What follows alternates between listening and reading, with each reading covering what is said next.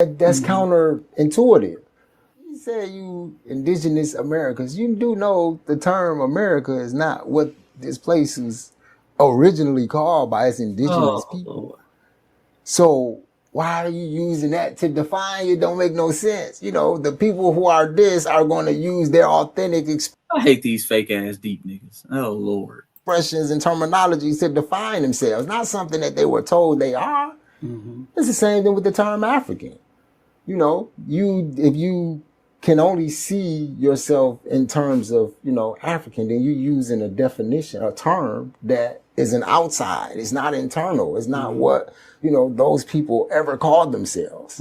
It's what somebody else called them. And now you're using that to define. You got to think about that, bro. That's literally like somebody, you giving your child a name and they go to school and the teacher in the school is telling them, no, that's not your name. Your real name is this. And then they come out and they come home. I'm saying, no, you ain't. That ain't your name. I didn't give you that name. Well, that's what everybody is calling me, and apparently that's what I am. No. Oh Lord, these folks just be babbling. Let's address this, family, because it shows how much information they don't know. Family, the term America, let's go into the term America because he says we're calling ourselves things that the white man named us. Let's be clear, the white man ain't never named shit. He took on the names of the places in which he colonized and conquered. Okay, the white man don't have no original thoughts. Number one, let's be clear. Let's go into some deep scholarship. And I know this is not widely known history. If you type in on Google, how did America get its name? It's usually going to come up, America was named after a European or Italian explorer by the name of Amerigo Vespucci. Okay, Amerigo Vespucci. However, what people don't tell you is that Amerigo Vespucci was his second name. Okay, many scholars have documented that he was born Alberigo Vespucci.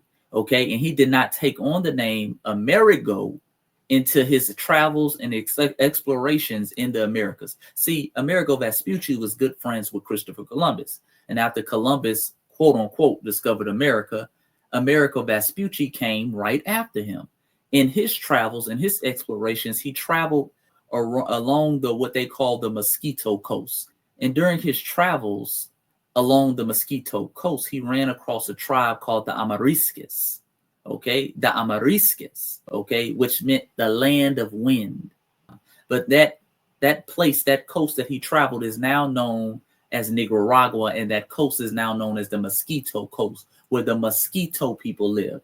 Family, Amerigo Vespucci took on the name of the indigenous people in that place, in that region on the Mosquito Coast, who called the coast Amarisques, okay, the land of the wind. You dig?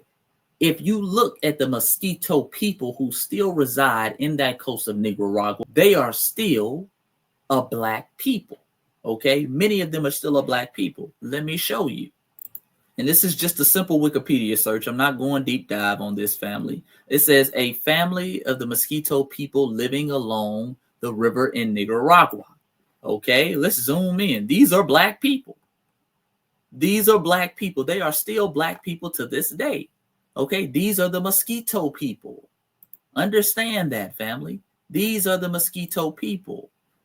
You dig?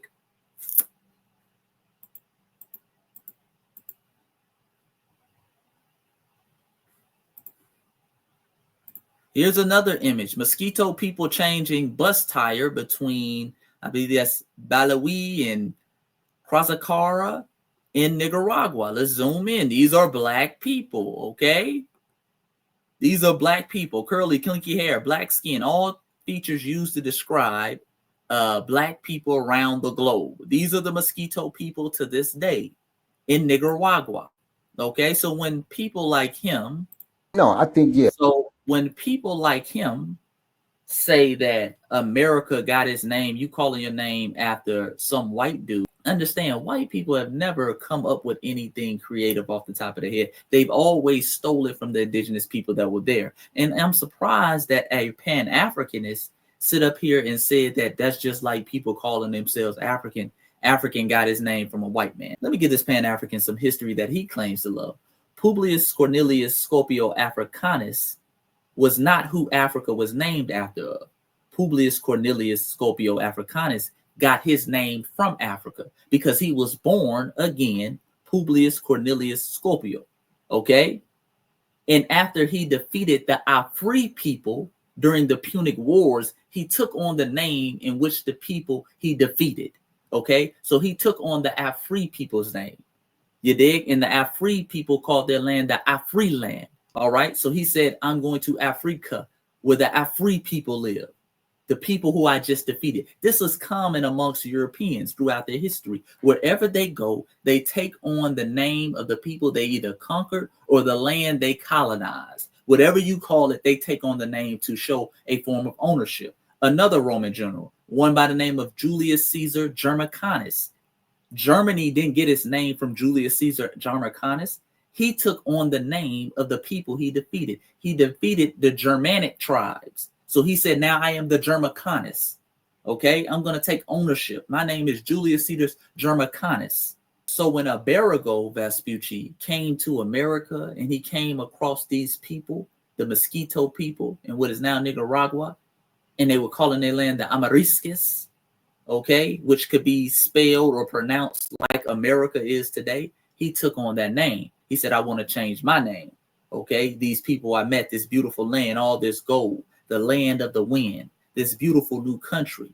I'm not Alberigo anymore. I'm Amerigo. And he took that back and he said, I want to be known as this now. So every time somebody say my name, they think of America. And damn it, it worked. I can't deny it. Damn it, it worked. But it just shows that these folks don't know what they're talking about, family. And for the people questioning, you can find what I'm saying in this book. This is written by a Pan-Africanist, a legendary Pan-Africanist. He's somebody else who was around Malcolm, studied Malcolm, was good friends with Malcolm X. A lot of y'all don't even know who this is. This is Juan Carew. Juan Carew in his book, Fulcrums of Change, laid this all out. I believe page 95 through 113, if I'm not mistaken. I haven't read it in a minute, but I just remember that information from that book. Juan Carew, Fulcrums of Change, 95 through 113. You probably can't find this book, a hard copy of this book anymore, unless you're trying to pay like $500, but you could go on archives.org, family, and read that section for yourself. That information came from a Pan-Africanist, okay? So I don't want you to think, oh, these just some foundational Black Americans niggas making this up. No. You did. We got that from your Pan-African brethren. All right. So you need to know your Pan-African history. These folks don't know what they're talking about, family. But let's continue.